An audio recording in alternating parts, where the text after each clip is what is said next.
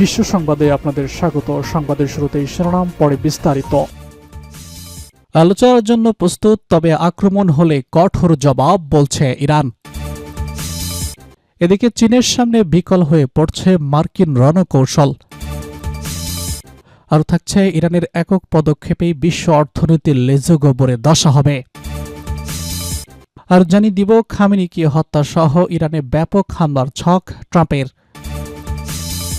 সর্বশেষ জানিয়ে দেব ইউক্রেনে রাতভর রাশিয়ার হামলায় নিহত ৩। আলোচনার জন্য প্রস্তুত, তবে আক্রমণ হলে কঠোর জবাব, বলছে ইরান। যুক্তরাষ্ট্রের সঙ্গে পারমাণবিক কর্মসূচি নিয়ে উত্তেজনার সমাধানের লক্ষ্যে তেহরান আলোচনার টেবিলে বসতে সম্মত থাকলেও যেকোনো সামরিক পদক্ষেপের বিরুদ্ধে কঠোর জবাব দেওয়ার হুঁশিয়ারি দিয়েছে। জেনেভায় নির্ধারিত নতুন সভার আলোচনার আগে ইরান স্পষ্ট করেছে যে ওয়াশিংটনের পক্ষ থেকে কোনো ধরনের সামরিক আগ্রাসন চালানো হলে তারা আত্মরক্ষার অধিকার প্রয়োগ করবে। সোমবার এক সংবাদ সম্মেলনে ইরানের পররাষ্ট্র মন্ত্রণালয়ের মুখপাত্র ইসমাইল বাগাই এই অবস্থান তুলে ধরেন।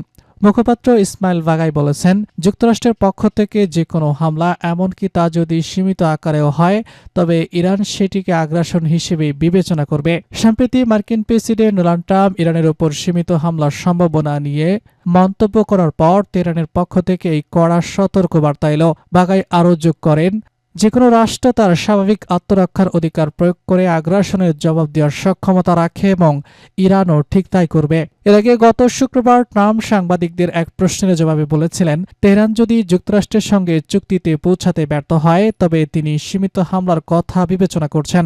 ট্রাম্পের এমন বক্তব্যের প্রেক্ষাপটে রোববার ইরানের প্রেসিডেন্ট মাসুদ পেজেশকিয়ান জানান, যুক্তরাষ্ট্রের সঙ্গে পারমাণবিক আলোচনা এখন চূড়ান্ত উৎসাহের ইঙ্গিত দিচ্ছে। তবে আগামী বৃহস্পতিবার জেনেভায় নির্ধারিত দ্বিতীয় দফা আলোচনার আগে তিনি সতর্ক করে দেন যে ইরান যে কোনো পরিস্থিতির জন্য প্রস্তুত রয়েছে। সামাজিক যোগাযোগ মাধ্যম এক্সে দেওয়া এক বার্তায় পেজেশকিয়ান উল্লেখ করেছেন, তার দেশ আঞ্চলিক শান্তি এবং স্থিতিশীলতার জন্য প্রতিশ্রুতিবদ্ধ। ইরানের এক পদক্ষেপেই বিশ্ব অর্থনীতির লেজু গোবরে দশা হবে।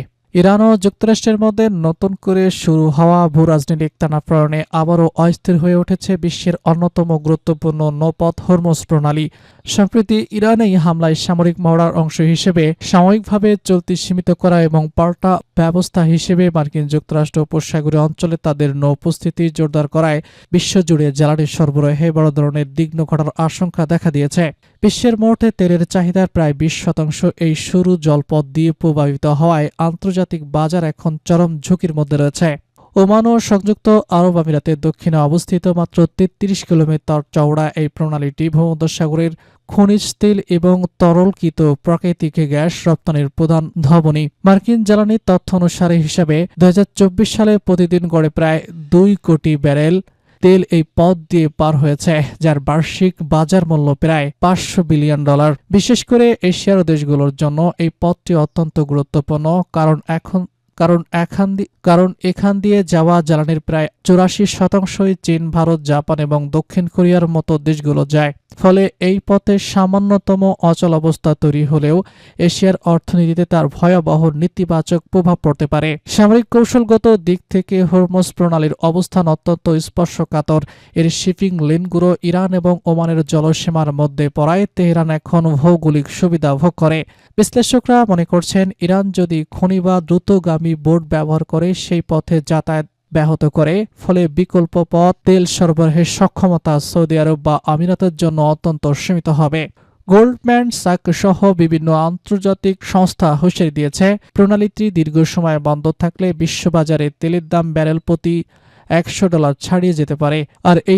আর এই মূল্যবৃদ্ধি কেবল জ্বালানি খাতে সীমাবদ্ধ থাকবে না, বরং পরিবহন খরচ বাড়িয়ে বিশ্বজুড়ে নতুন করে মূল্যস্ফীতির জোয়ার তৈরি করতে পারে, যা বিশ্ব অর্থনীতির এক বড় ধরনের সংকটের মুখে ঠেলে দিবে।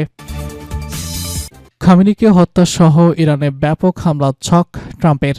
নতুন করে ইরানের সঙ্গে যুক্তরাষ্ট্রের আলোচনার তারিখ ঠিক হলেও দেশ দুটির মধ্যে যুদ্ধের সংখ্যা পিছু ছাড়েনি। ইরান যদি ট্রাম্পের প্রস্তাব অনুযায়ী পারমাণবিক ইস্যুতে চুক্তি না মানে, তাহলে তেহরান হামলা অনিবার্য বলে আশঙ্কা বিশ্লেষকদের। নিউ ইয়র্ক টাইমসের প্রতিবেদনে বলা হয়েছে, ট্রাম্প তার উপদেষ্টা বলেছেন যে কূটনৈতিক বা প্রাথমিকভাবে ভোট আকারে ইরানে হামলা পরেও যদি তেহরান তার পারমাণবিক কর্মসূচি ত্যাগের দাবি মেনে না নেয়, তাহলে তিনি আবারও বড় হামলার কথা ভাববেন। দেশটির নেতৃত্বের ক্ষমতা থেকে হঠাতে ট্রাম্প সামনের মাসগুলোকে ইরানে বড় আকারে হামলা চালাতে পারেন। মার্কিন অভ্যন্তরীণ প্রশাসনিক আলোচনা সম্পর্কে অবহিত ব্যক্তিরা এসব তথ্য জানিয়েছেন। আগামী বৃহস্পতিবার ভেনেজুয়েলায় ইরান এবং মার্কিন কর্মকর্তাদের মধ্যে দ্বিতীয় দফায় বৈঠকের দিন ধার্য করা হয়েছে। দুই দেশের মধ্যে সামরিক সংঘাত এড়াতে একটি সর্বশেষ আলোচনা হতে যাচ্ছে বলে প্রতিবেদনে বলা হয়েছে। আলোচনা কোনোভাবে ব্যর্থ হলে ইরানে মার্কিন বাহিনী হামলা চালাবে এই হুমকি বাড়িয়ে চলেছেন ট্রাম্প। তবে এখনও পর্যন্ত চূড়ান্ত কোনো সিদ্ধান্ত নেওয়া হয়নি বলে জানিয়েছেন ট্রাম্পের উপদেষ্টারা। তবে আসন্ন দেশগুলোতে ট্রাম্প ইরানের প্রাথমিকভাবে ছোট আকারে হামলা চালানোর নির্দেশ দিতে পারেন। তার কারণে ইরানের নেতৃত্বে কোনো তাদের পারমাণবিক কর্মসূচির খসড়া পুরোপুরি ত্যাগ করে। তবে এরপরও যদি ট্রাম্পের দাবি মেনে না নেওয়া হয় ইরান, তাহলে এই বছরের শেষের দিকে তেহরানে বড় ধরনের সামরিক অভিযান চালাতে পারেন মার্কিন প্রেসিডেন্ট। অভিযানের লক্ষ্য হবে ইরানের সর্বোচ্চ নেতা আয়াতুল্লাহ আল খামেনিকে ক্ষমতা থেকে হটানো। গত বুধবার হোয়াইট হাউসের সিচুয়েশন রুমে ইরান হামলার পরিকল্পনা নিয়ে আলোচনা করেছেন ট্রাম্প। বৈঠকে উপস্থিত ছিলেন মার্কিন ভাইস প্রেসিডেন্ট জেসি ভ্যান্স, পররাষ্ট্রমন্ত্রী Marco Rubio, joint chief of স্টাফের chairman general Dan Caine, CI পরিচালক। নিউ ইয়র্ক টাইমস বলছে এই বৈঠকের সঙ্গে জ্ঞাত একাধিক মার্কিন কর্মকর্তার সঙ্গে আলোচনার ভিত্তিতে তারা এই প্রতিবেদনটি করেছে। বৈঠকের সংবেদনশীলতার কারণে কেউ পরিচয় প্রকাশ করতে চায়নি। অন্যদিকে মার্কিন গণমাধ্যম এক্সেসের প্রতিবেদনে বলা হয়েছে, তেহরান যদি যুক্তরাষ্ট্রের শর্ত না মানে তাহলে খামেনি তার ছেলে মোজতবা খামেনি সহ ধর্মীয় নেতাদের হত্যার পরিকল্পনা করতে পারেন ট্রাম্প। চীনের সামনে বিকল হয়ে পড়ছে মার্কিন রণকৌশল।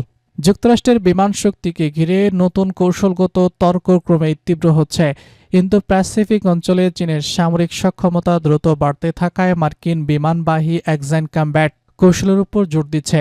এই কৌশলের মূল কথা হলো বিমান ও ঘাঁটি দিয়ে শত্রুর লক্ষ্যবস্তু হওয়ার ঝুঁকি কমানো।